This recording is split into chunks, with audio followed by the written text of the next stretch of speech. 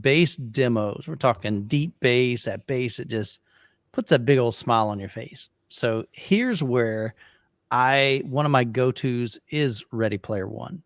And in particular, the part that I go to, and I'll tell you why I go to that, is it's the race scene at the beginning, but there's three specific action sequences that happen. There's the wrecking balls that hit the wall in the city. Then you've got the dinosaur that stomps, and then you've got Kong that jumps off the tower down onto the freeway. The reason why I use that is a lot of people they've seen that, they've experienced that in their own home theater, but a lot of people don't have subwoofers that go below 20 hertz. And so when I listen to a subwoofer that doesn't go below 20 hertz, you hear that, but then it's like, I know there's a section of content that is just absolutely missing in their setup. But when I listen to it on my Captivator RS2s, it continues to go down. I mean, really, really low. And so there's content. I don't know how low it goes. I've never found anything online that says, okay, this is 15 hertz or 10 hertz or 4 hertz. I don't know. But I just know there's some really low frequencies there.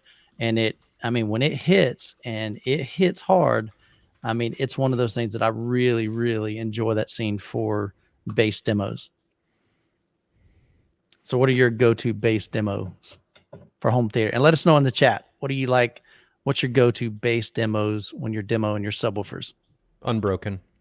Unbroken is powerful. The opening scene with the anti-aircraft guns and the 50s in the plane, and then the planes flying by. It's just, there's so much going on, and you can feel everything, but it's also not so much that you can't identify any one thing. Yeah. So I really like that one. And another one that I've really liked lately is Lone Survivor, the firefight scene. I've really, really liked that one. But those are the two for subs, I think. I mean, there's plenty of other ones, but those have been the two that I've really enjoyed lately. All right. So before, Jonathan, we get to yours, this one here from Pat, Aquaman. I agree. It's got insane amounts of bass. The problem I have with it is it's almost like unneeded bass. Yeah, it's unneeded at times. There are times where he's breathing and my subwoofers are shaking my doors, kind of thing. It's like, that doesn't even make, I mean, that's an exaggeration. Unnecessary? Totally. I mean, there's some great spots where, yes, man, that's awesome. That's what it's about. But it just seems like it never stops. It's like the dude went on a coffee break and just left the bass just running in the background, the engineer that mixed it. That's kind of how I feel about the opening to Edge of Tomorrow. You know, it's like somebody slid something up on the mixer when the movie credits were opening and just, we'll leave it.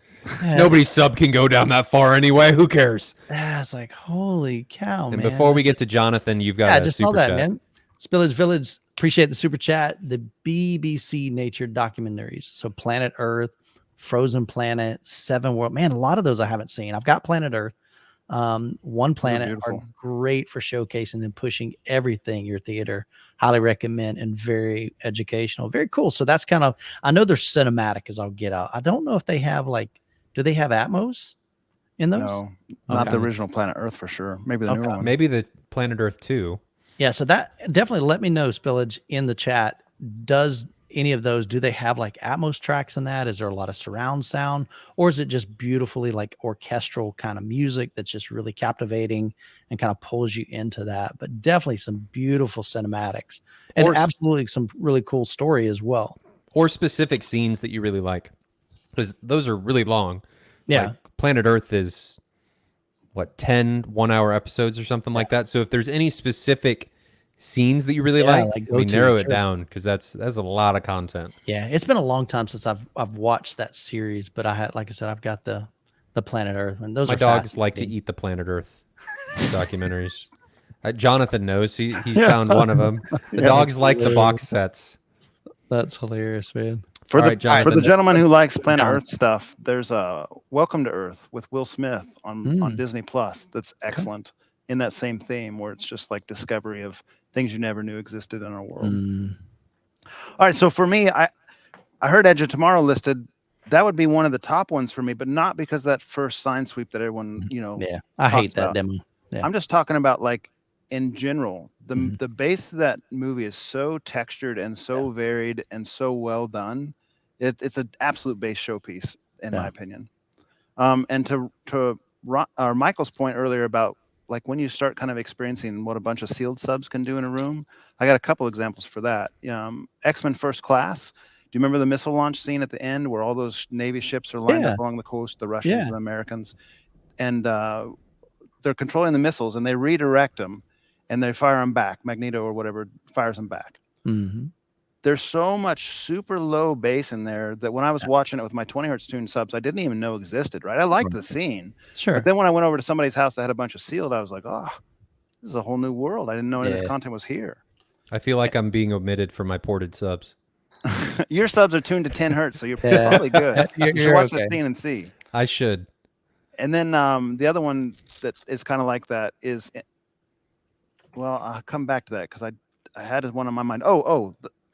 What's that? That one with Katniss, she's an archer. Yeah, the Hunger Games. Yeah. So when she's being selected by her number, do you remember that scene where there's all those kids standing around and they're trying to see who's going to be going into the arena? In that scene, go watch it again if you haven't watched it with your sealed subs. There's this really low wobbling undertone that like inspires fear and stuff, and you don't even know it's there without the sealed subs. Well, and same thing. Try it and see if it works on your 10 hertz tune, but it's really low and it's really cool to experience it. So here's a great one that Magic Lakes mentions in the chat. U571. Is that the name of it? Yeah, U571. The depth charges. Yeah, the depth charge scene. So I've only heard that in other people's homes. I don't own the disc myself, but that's pretty stinking intense. Like that'll give your subwoofers a massive, massive workout for sure. Yeah, I'm looking War of the Worlds pod emergence scene. That's a particularly good one too. Yeah, absolutely. Yeah, and this one as well. Now in War of the Worlds, it's really important that you do it on the Blu-ray version because the 4K version doesn't have the low frequency output that the Blu-ray version does. They took a lot of that out, if I remember correctly. Yeah. Yeah, and I've heard people I don't know if I would be able to pop in a Blu-ray and then pop in a 4K and go, okay, which one had the most impact? I don't know if my memory would be that great. But I know guys that do that, and they'll say, hey, this one has better audio track, or this has better Atmos, which is kind of unfortunate. You'd think they'd be able to mix them the same for 4K or Blu-ray, but they change things all the time. Yeah. Some of that stuff has a difference of like 7 dB between the Blu-ray and the 4K disc, and that's the doubling, as far as like volume. 6 dB is a doubling, so it's a lot of difference. Here's some other good ones. Fury, absolutely. That thing is intense. So I'm gonna spoil Fury for you. Fury is good until you realize that all they ever do is like start every time the tank rolls, they give you a taste of that deep bass, and then it goes away. And once you start realizing that, you're like, like so much potential there. It would have been I took it out of my playlist because I was like, why do they keep muting the track sound every time? And it's still cool though, man. You got to admit, it is cool. Yeah. So Chris, appreciate the super chat, $10 super chat. Sorry, not sorry to keep doing loads of backflips on this one, but the brand new Star Trek motion picture director's edition. So apparently there's different versions. So make sure you check out the director's edition. Super quick, became a demo both for restoration and AV presentation. Now I haven't watched any of the Star Trek, so I'm not as familiar with those.